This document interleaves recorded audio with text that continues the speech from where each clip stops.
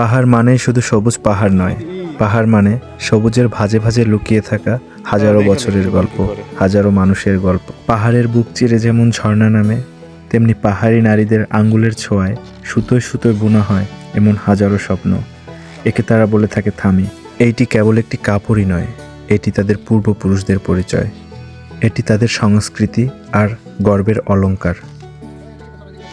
প্রকৃতির রঙে রাঙানো আর ভালোবাসার ছোঁয়ায় বোনা তাদের এই ঐতিহ্যবাহী থামি। কাপড়টার নাম কি? হ্যাঁ,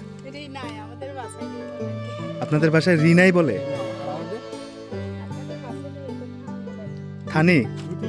পাহাড়ি আদিবাসীদের পোশাকের মূল ভিত্তিই হলো তাদের এই হাতে বোনা কাপড়।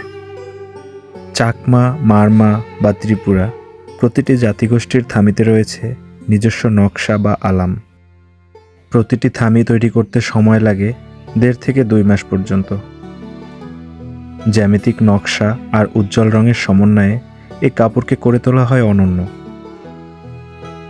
বাজারের আধুনিকতার ভিড়েও পাহাড়ি নারীরা আজও বাঁচিয়ে রেখেছেন এই 1000 বছরের পুরনো বয়নশিল্প।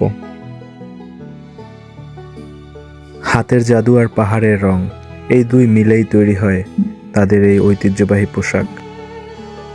এটি কেবল একটি পোশাকই নয়, এটি একটি জীবন্ত ইতিহাস। এই অপূর্ব শিল্পটি আপনার কেমন লেগেছে অবশ্যই কমেন্ট করে জানাবেন। আর পাহাড়িদের এই ঐতিহ্য ছড়িয়ে দিতে অবশ্যই ভিডিওটি শেয়ার করবেন। প্রকৃতির সাথে থাকুন, শিল্পীর সাথে থাকুন। আজকের ভিডিও এই পর্যন্ত, দেখা হবে পরবর্তী কোনো ভিডিওতে। ততক্ষণ পর্যন্ত সবাই ভালো থাকুন। ধন্যবাদ সবাইকে।